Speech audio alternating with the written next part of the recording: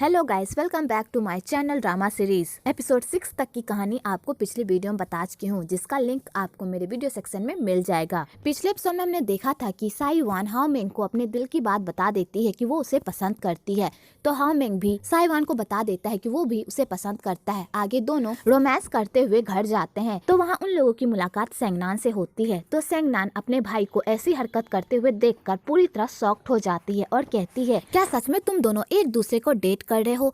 तो साई वान हाओ मेंग को कहती है, सेंगनान यहाँ पर क्या कर रही है?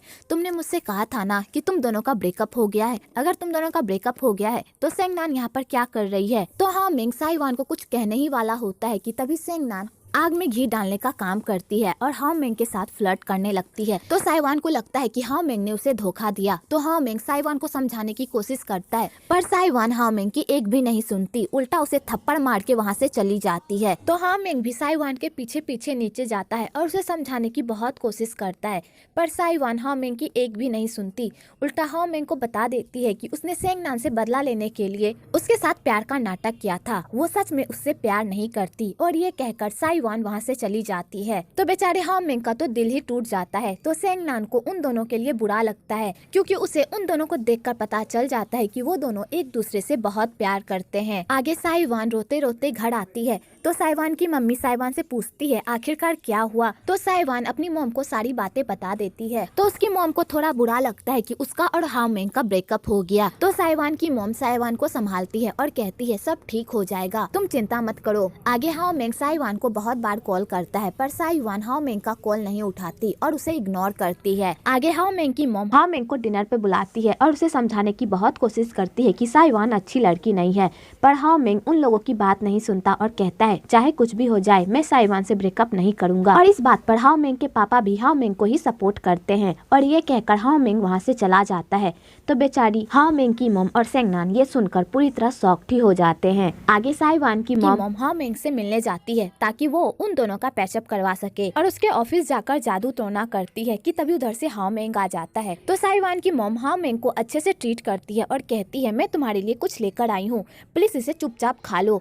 तो हाओ मेंग को मजबूरन वो घटिया खाना खाना पड़ता है। एक्चुअली साई वान की मॉम ने उस खाने में काला जादू किया होता है ताकि साई वान और हाओ मेंग का फिर से पैचअप हो जाए। तो साई वान की मॉम हाओ मेंग से पूछती है आखिरकार तुम दोनों के बीच ऐसा क्या हुआ जो तुम दोनों ने ब्रेकअप कर लिया। तो हाओ मेंग कहता है साई वान को थोड़ी सी गलतफहमी हो गई है और वो मेरी बात भी नहीं सुन रही है। अगर वो मेरी बात सुनेगी तब ना मैं उसे पूरी बात एक्सप्लेन करूंगा। क्या आप मेरी हेल्प कर सकती हैं साई वान को मनाने में? तो साई वान की मॉम कहती है हाँ बिल्कुल, मैं तुम्हारी हेल्प करूंगी।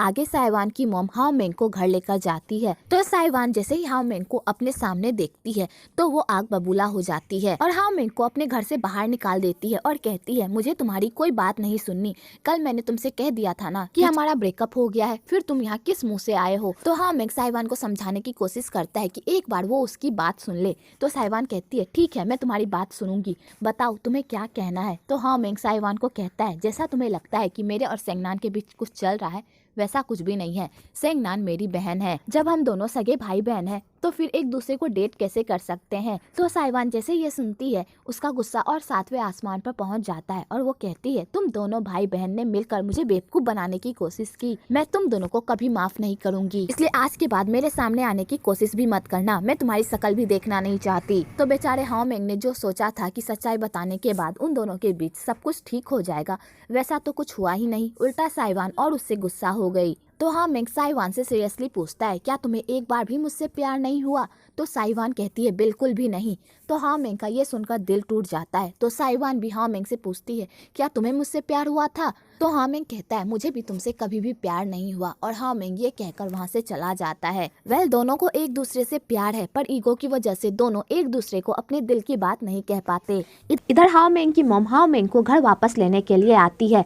तो हाओ मेंग अपनी मॉम को बताता है अब इसकी कोई जरूरत नहीं है, मेरा और साई वान का ब्रेकअप हो गया है, इसलिए आप निश्चिंत रहिए। तो हाओ मेंग की मॉम जैसे ये सुनती है तो उनकी खुशी का तो ठिकाना ही नहीं रहता। इधर सेंगनान को साई वान के लिए बहुत बुरा लगता है और वो साई वान को कहती है क्या हम अपनी दुश्मनी दुश्मनी भूलकर शांत से नहीं रह सकते। तो साइवान कहती है बिल्कुल भी नहीं, तुम भाई बहन ने जो मेरे साथ किया है मैं उसका बदला लेकर रहूंगी और मुझे पता है कि जस्टिन तुम्हारा भाई है, इसलिए नाटक करने की कोई जरूरत नहीं है। सेंगनान तो साइवान की तरफ दोस्ती का हाथ बढ़ाती है, पर साइवान ही इतनी जिद्दी होती है कि वो अपने ईगो के सामने सेंगनान का प्यार देख ही नहीं पाती। तो सेंगनान को भी गुस्सा आ जाता है और वो कहती है अगर तुम मुझसे लड़ना ही चाहती हो तो लड़ो, देखते हैं कौन जीतता है।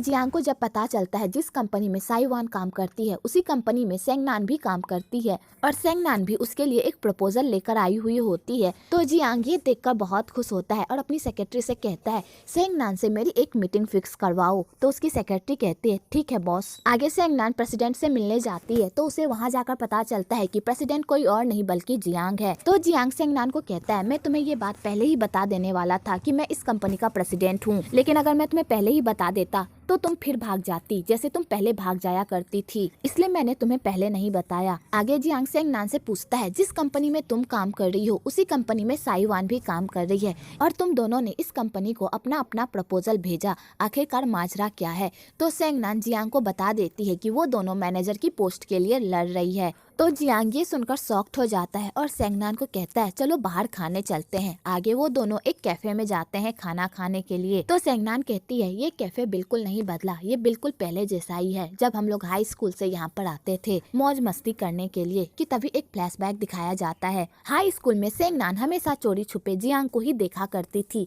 और एक बार तो जियांग की वजह से उसे नाक पर चोट भी लग गई थी और जब जियांग उसे पास आकर देखने आया तो वो वहाँ से फिर भाग गई और सेंगनान अपना फुला हुआ नाक लेकर जाकर कैफे में बैठ गई। कि तभी उस कैफे में जियांग भी आता है और जियांग सेंगनान के चोट पर मलहम लगाता है और उसके मुंह पर मास्क भी लगाता है क्योंकि सेंगनान को अपना फेस अच्छा नहीं लग रहा होता है दूसरों को दिखाने में। तो सेंगनान जियांग के ऐसे बिहेवियर से बहुत ही इम्प्रेस होती है। आगे जियांग सेंगनान से उसकी पर्सनल बातें पूछता है जैसे कि उसका बॉयफ्रेंड है कि नहीं, वो इतने साल क्या कर रही थी वगैरह वगैरह। तो सेंगनान ये सुनकर बहुत खुश होती है कि जियांग को भी उसमें इंटरेस्ट है और जियांग सेंगनान को कहता है क्या तुम नहीं पूछोगी कि मैं इतने साल क्या कर रहा था। तो सेंगनान कहती है बताओ तुम्हारी जर्नी कैसी रही। तो जियांग कहता है तुमने मुझे जैसा बनने को कहा मैं वैसा ही बना। जब भी मुझे कोई मुश्किल आती थी तब मुझे तुम्हारी वो बात याद आती थी जब तुमने एयरपोर्ट पे कहा था कि तुम ये कर सकते हो जियांग, तुम कभी हार मत मानना। और तुम्हारी यही बात मुझे बढ़ावा देती थी। जब भी मैं मुश्किल में रहता था तो मैं तुम्हारी यही बात को याद करता था जिस वजह से आज मैं इस मुकाम पर पहुंच गया हूँ। ये सब तुम्हारी वजह से हुआ है सेंगनान। तो सेंगनान ये सुनकर बहुत खुश होती है। आगे जियांग सेंगनान का प्रपोजल देखता है और कहता है तुम्हारा प्रपोजल बहुत ही अच्छा है, मैं कोशिश करूंगा कि मैं तुम्हारे साथ कॉन्ट्रैक्ट करूं। तो सेंगनान ये सुनकर खुश हो जाती है। कि तभी उधर से साइवान आती है। तो सेंगनान साइवान के सामने जियांग से हंस हंस कर बातें करती है और उसके बाद जियांग वहाँ से चला जाता है। तो साइवान सेंगनान को कहती है मैं तुम्हें वार्न कर रही हूँ, जियांग से दूर रहो, वो एक अच्छा लड़का नहीं है, फिर मुझे बाद में मत कहना कि मैंने तुम्हें वार्न नहीं किया। तो सेंगनान कहती है तुम्हें क्या लगता है कि मैं फिर से बेवकूफ़ बन जाऊंगी जिस तरह तुमने मुझे स्कूल में बेवकूफ़ बनाया था? बिल्कुल भी नहीं, इस बार मैं जियांग को हासिल करके रहूंगी। तो साइवान कहती है अब ये मत कहना कि तुम जियांग से अभी भी प्यार करती हो। तो सेंगनान कहती है हाँ करती हूँ। तो साइवान ये सुनकर शॉक्ड हो जाती है और कहती है मैं तुम्हें सिर्फ वार्न कर सकती हूँ, आगे तुम्हारी मर्जी। तो सेंगनान ये सुनकर वहाँ से चली जाती है। तो साइवान खुद में बड़बड़ाती है और कहती है इस बार मैं तुम्हारी रक्षा नहीं करूंगी, चाहे जो हो जाए, तुम्हें जो करना है तुम करो। और ये कहकर साइवान भी वहाँ से चली जाती है। इधर हाओ मेंग के पास एक क्लाइंट का हस्बैंड आता है और कहता है प्लीज मुझे मेरी वाइफ, मेरे बच्चे और मेरा सब कुछ वापस दिला दो,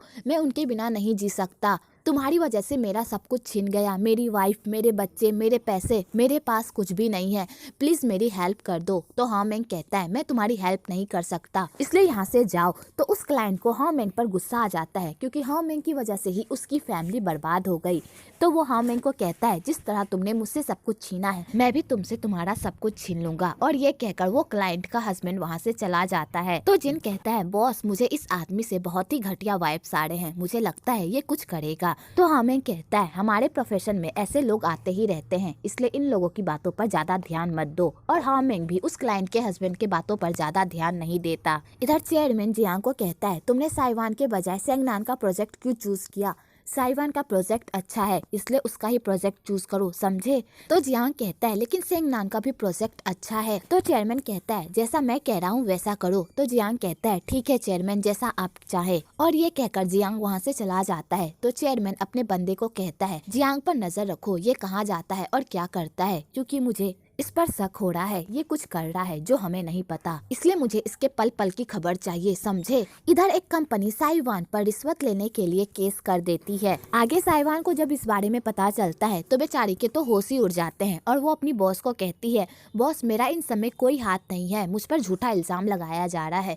तो बॉस कहती है मुझे पता है साइवान, तुमने कुछ भी नहीं किया है, इसलिए तो मैंने तुम्हारे लिए एक लॉयर हायर किया है।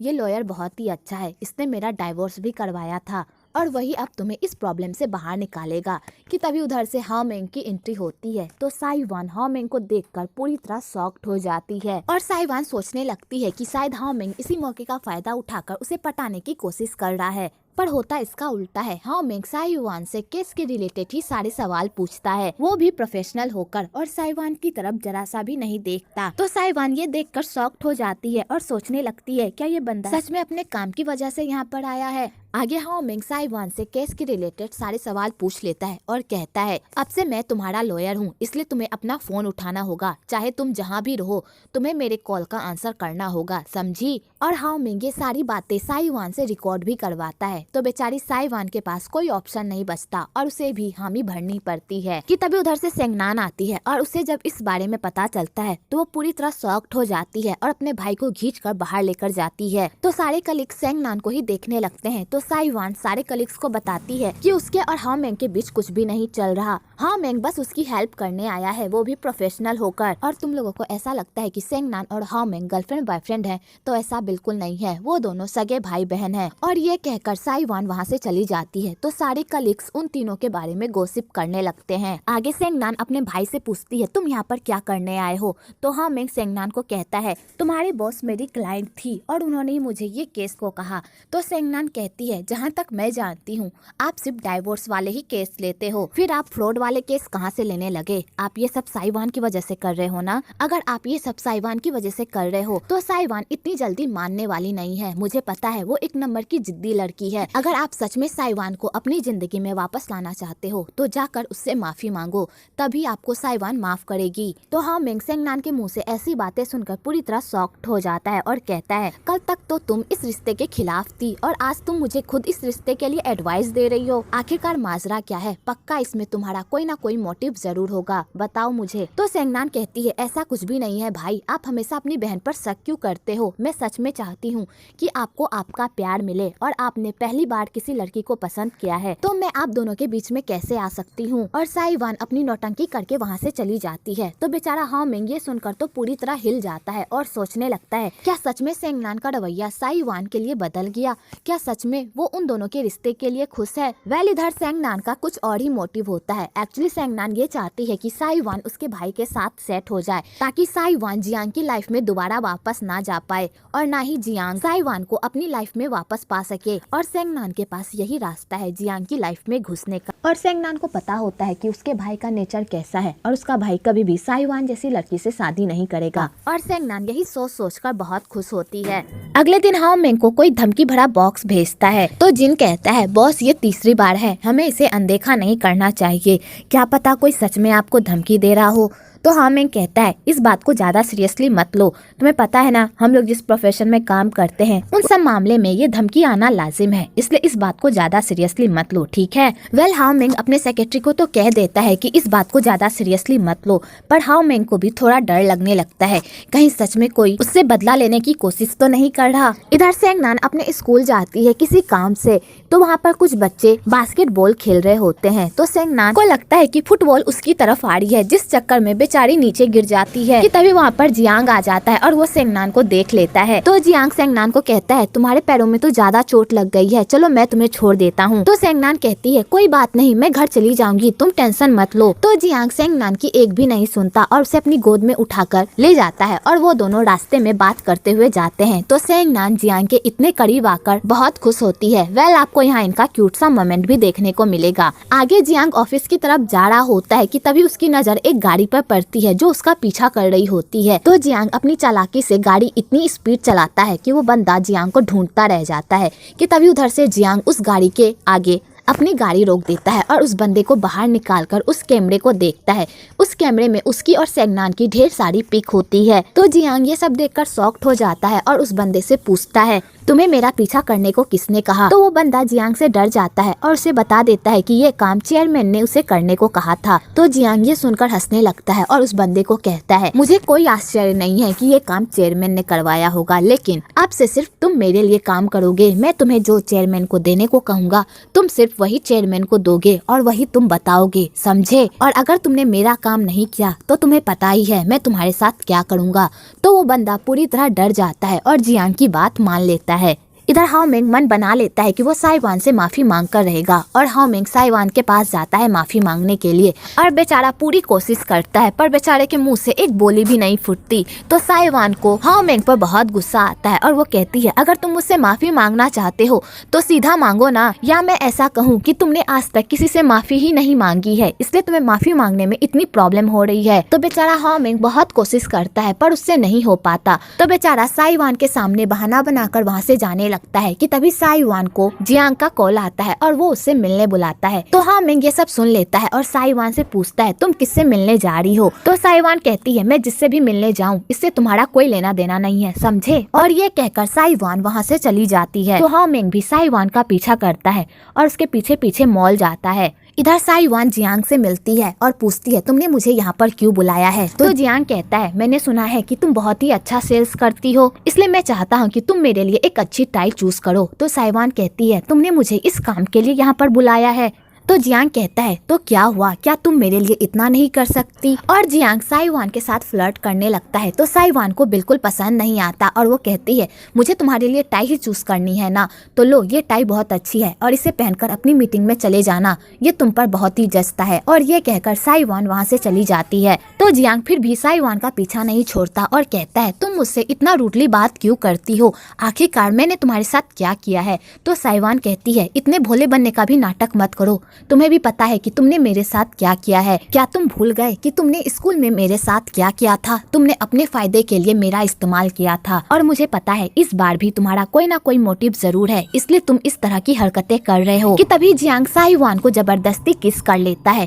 इधर हाओमेंग जब ये सब देखता है तो उसका गुस्सा 7वें आसमान पर पहुंच जाता है और वो सीधा जियांग के पास जाता है और उसे कसकर एक घूसा मारता है और कहता है, तुम्हारी हिम्मत कैसे हुई इसे छूने की? तो साइवान हाओमेंग को शांत करती है और वहाँ से लेकर चली जाती है। इधर जियांग मार खाकर भी हंस रहा होता है जैसे कि उसे कोई फर्क ही नहीं पड़ रहा। इधर हाओमेंग साइवान को घर छोड़ता है तो साइवान हाओमेंग को कहती है, क्या तुम मुझसे गुस्सा हो? तो हाओमेंग साइवान की बातों का जवाब नहीं देता। तो साइवान कहती है, अगर तुम मुझसे गुस्सा हो तो कहो ना, अगर तुम मुझे डांटना चाहते हो तो डांटो ना, लेकिन इस तरह चुप मत रहो, तुम्हारी चुप्पी मुझे सता रही है, प्लीज कुछ कहो ना।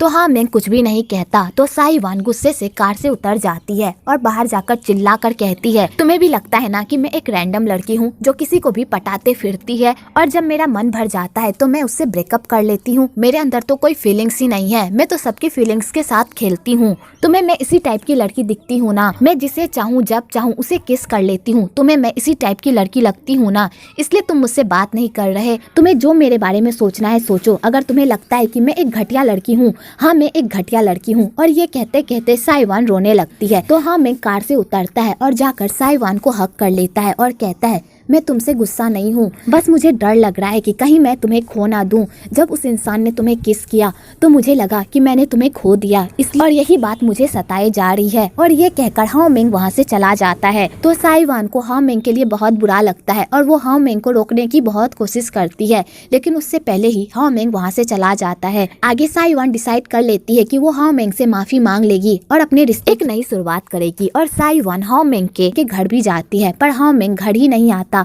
तो बेचारी सैड होकर घर वापस आ जाती है और अपनी माँ के गले लगकर रोने लगती है। तो उसकी माँ उसे संभालती है। इधर हाओमेंग साइवान के याद में खूब ड्रिंक करता है और ड्रिंक करके वो घर वापस जा रहा होता है कि तभी एक बंदा उसके पॉकेट में कुछ रख के वहाँ से चला जाता है और हाओमेंग का भी ध्यान उस पर नहीं जाता क्योंकि वो बहुत ही नशे में होता है। आगे हाओमेंग घर आता है तो उसे घर में भी साइवान की ही याद आती है, तो बेचारा उसे याद करके वहीं पर सो जाता है। इधर चेयरमैन को वही पिक मिलती है जो जियांग चेयरमैन को दिखाने खाना चाहता है। तो चेयरमैन सेंगनान और जियांग को एक साथ देखकर पूरी तरह शॉक्ड हो जाता है।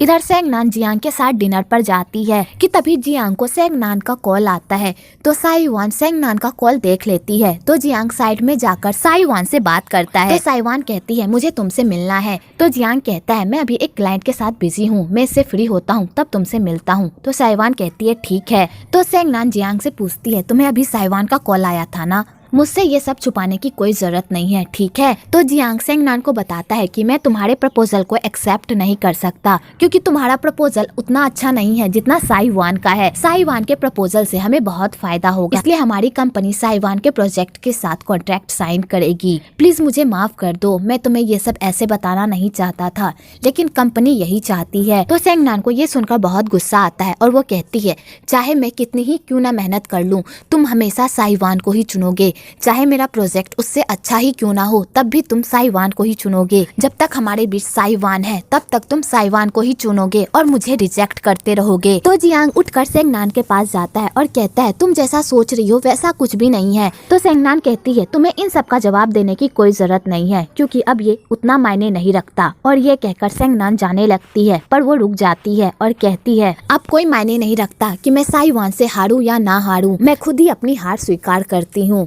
लेकिन कुछ बातें हैं जो आज मैं तुमसे कहना चाहती हूँ, अगर आज मैंने वो तुम्हें नहीं कहा तो शायद मुझे फ्यूचर में कभी मौका ना मिले इस बात को कहने का। और सेंगनान जियांग के सामने अपना लव कन्फेशन करती है और कहती है मैं स्कूल टाइम से ही तुमसे प्यार करती हूँ, मैं हमेशा तुमसे कहना चाहती थी कि मैं तुमसे प्यार करती हूँ, लेकिन मैं कभी भी नहीं कह पाई क्योंकि मुझ में इतनी हिम्मत ही नहीं थी कि मैं अपने प्यार के सामने अपने प्यार का इजहार कर सकूँ। मैं एयरपोर्ट भी आई थी तुमसे यही बात कहने के लिए, लेकिन तुम उससे पहले ही चेक इन कर चुके थे और तब भी मुझ में हिम्मत नहीं हुई कि मैं तुम्हें अपने दिल की बात बता सकूं। मैंने बस तुम्हें ये कहा कि तुम जो करना चाहते हो वो तुम करना क्योंकि तुम वो कर सकते हो।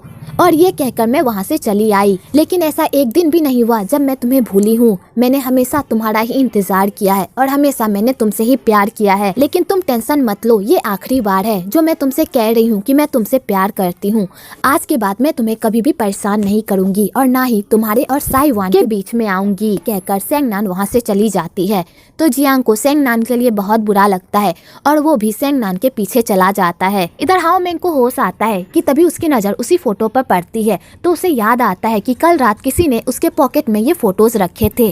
तो वो फोटोज किसी और के नहीं बल्कि साइवान के होते हैं। तो हाओ मेंग वो फोटो देखकर पूरी तरह डर जाता है। तभी उसे उसी क्लाइंट के हस्बैंड का कॉल आता है और वो बंदा हाओ मेंग को धमकी देता है कि तुमने जिस तरह मेरी लाइफ बर्बाद की है और मुझसे मेरी खुशियाँ छीनी है, आज तुम्हारी बारी है, आज मैं भी तुमसे तुम्हारी सारी खुशियाँ छीन लूंगा। और ये कहकर वो बंदा कॉल कट कर देता है। तो हाओ मेंग ये सुनकर टेंशन में आ जाता है और सीधा साइवान को कॉल करता है और पूछता है कहाँ पर हो तुम। तो साइवान कहती है तुम्हारा इससे कोई लेना देना नहीं है कि मैं कहाँ पर हूँ। तो हाओ मेंग साइवान से गुस्से से पूछता है मुझे बताओ कि तुम कहाँ पर हो।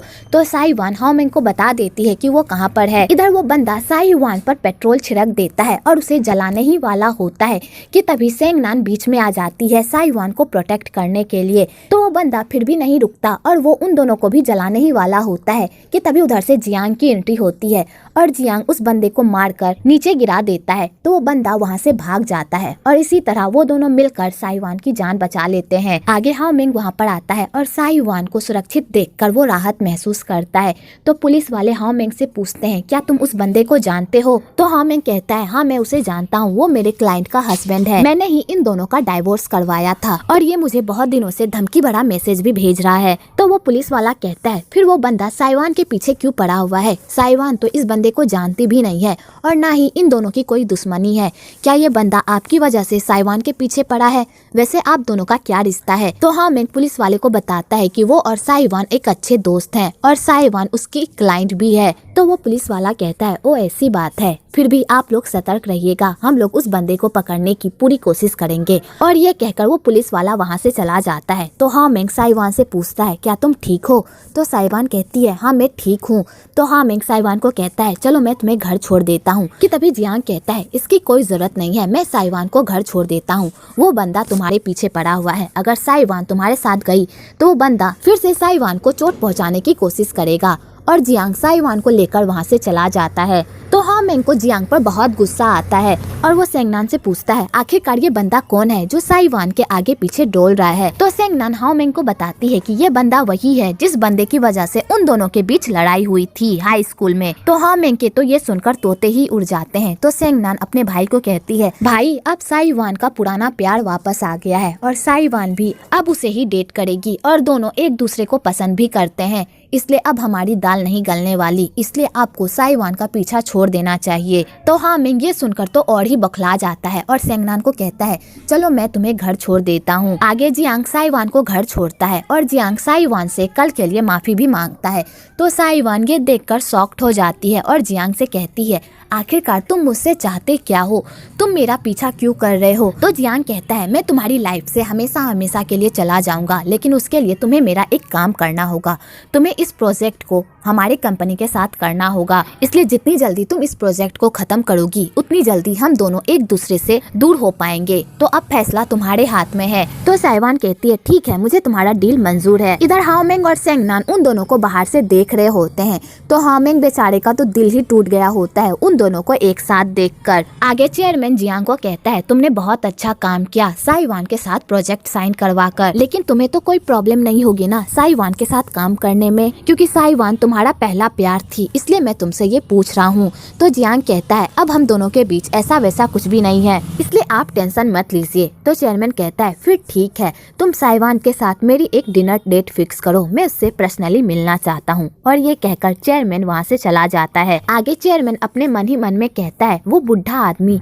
मुझे तुम्हारा कुछ भी बिगाड़ने नहीं देगा और मैं तुम्हें इतनी आसानी से यहाँ से हटा भी नहीं सकता, लेकिन एक काम जो मैं कर सकता हूँ वो तुम्हारे प्यार को तुमसे छीन सकता हूँ। अब वो लड़की ही मोहरा बनेगी तुम्हें यहाँ से हटाने के लिए। वेल इधर जियांग भी स्माइल करता है और उसे देखकर लगता है कि वो फिर से साइवान को यूज कर रहा है अपने मोटिव के लिए। इधर साइवान के मॉम डैड उस पेड़ को देखते हैं तो उस पेड़ के सारे फूल झड़ गए होते हैं। तो उसकी मॉम टेंशन में आ जाती है और कहती है ये पौधा मैंने अपनी बेटी की खुशियों के लिए लगाया था, लेकिन ये सारे झड़ गए, ऐसा लगता है कि मेरी बेटी पर बहुत बड़ी मुसीबत आने वाली है। और वो लोग इसी बात को सोच सोच कर परेशान होते हैं। इधर साइवान भी हाओ मेंग के बारे में ही सोच रही होती है और उसे इस बात का बहुत बुरा लग रहा होता है कि साइवान ने उसे सिर्फ अपनी दोस्त कहा। आगे साइवान अपने बालकनी से नीचे देखती है तो हाओ मेंग उसके बालकनी के नीचे खड़ा हुआ होता है। और यहीं पर एपिसोड 8 खत्म होता है। अगर आपको मेरी वीडियो अच्छी लगी हो तो एक लाइक जरूर करें और मेरे चैनल को सब्सक्राइब करना तो बिल्कुल ना भूले।